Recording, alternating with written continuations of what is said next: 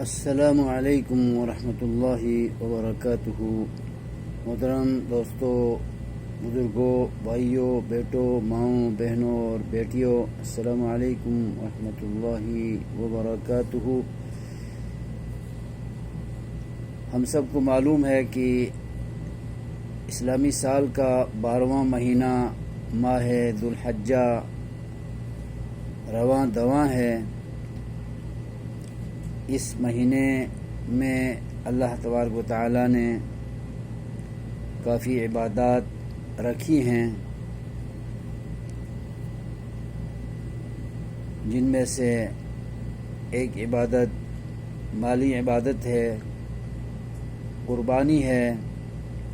نبی پاک صلی اللہ علیہ وسلم سے پوچھا گیا، ما ہی الاضاحی یا رسول اللہ کے رسول، یہ قربانیاں کیا ہیں، ان کی کیا حیثیت ہے اور کیا عظمت ہے، کیا اجر و ثواب ہے، ہم اسے کیوں کرتے ہیں؟ تو نبی پاک نے فرمایا، سنت ابیکم ابراہیم، یہ قربانی تمہارے باپ اور جد امجد حضرت ابراہیم علی نبینا وعلیہ الصلاۃ والتسلیم کی سنت ہے، ان کا طریقہ کار ہے اور ان کا ایک کردار ہے جو انہوں نے خواب کو شرمندہ تعبیر کرتے ہوئے اپنے بیٹے اسماعیل کو قربان کرنے کے لیے تیار ہوئے تھے، ان کو لٹایا تھا اور چھرا ان کی گردن پر حقیقتاً پھیرنے لگے تھے۔ اللہ تبارک و تعالیٰ نے ان کی نیت، ان کے ارادے کو قبول فرمایا اور بیٹے کو قربان ہونے نہیں دیا۔ چھری کے نیچے اللہ تبارک و تعالیٰ نے جنت سے ایک مینڈا بیچ کر اس مینڈے کو قربان کروا دیا۔ تو اگر وہ بیٹے کو قربان کر دیتے، اللہ بیٹے کی قربانی ہونے دیتے، تو قیامت تک ہر سال ایک نہ ایک بیٹا قربان ہوتا یا ایک نہ ایک بیٹی قربان ہوتی۔ بیٹے والے بیٹے قربان کرتے اور بیٹیوں والے بیٹیاں قربان کرتے۔ اس طرح نسل انسانی کا خاتمہ ہو جاتا۔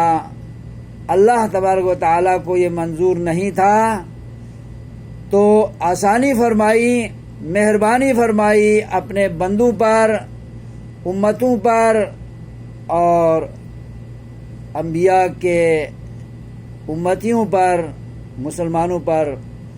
تو اللہ تبارک و تعالیٰ نے ان سے مینڈا قبول فرما لیا۔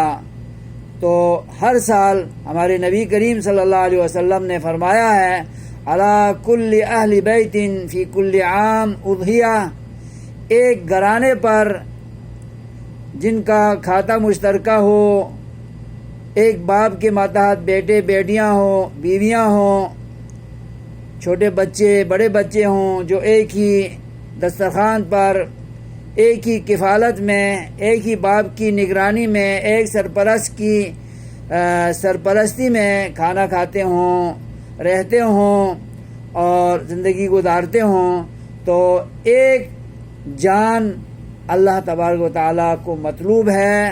ایک مینڈا یا ایک بکرا، ایک بکری، ایک دمبا، یہ اللہ کی طرف سے سنت ابراہیم کے طور پر اللہ کی درگاہ میں پیش کرنا، 10ویں ذو الحجہ کو، یوم النحر کو، یوم قربان کو اللہ کی درگاہ میں پیش کرنا اللہ کو بہت پسند ہے۔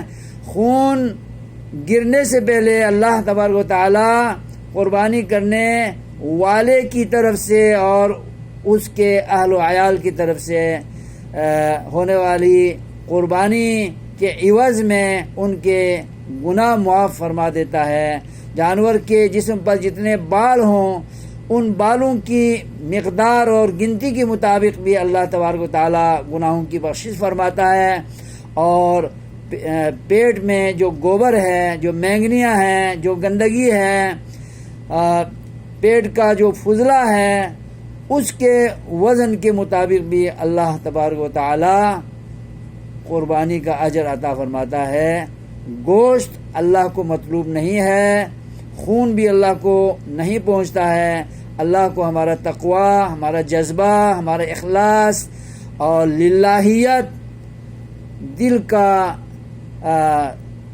ایمانی جو حال ہے، اللہ تعالیٰ کے فرمان پر سر تسلیم خم کرتے ہوئے مال قربانی کی خاطر جو خرچ کرتا ہے انسان، اس جذبے کو اللہ دیکھتا ہے۔ اس لیے توانا جانور ذبح کرنا چاہیے، اور ہو سکے تو خود پالنا چاہیے قربانی کے جانور کو، نہیں تو بے عیب اور توانا جانور جو دوندا ہو، کم از کم دوندا، 2 دودھ کے دان بدلے ہوئے جانور کو ذبح کرنا حکم ہے۔ تو اللہ تبارک و تعالی ہمیں اس سنت کو ادا کرنے اور دل کے اخلاص اور جذبے سے رب کی رضا کے لیے قربان کرنے کی توفیق عطا فرمائے۔ آمین۔ والسلام علیکم ورحمۃ اللہ وبرکاتہ۔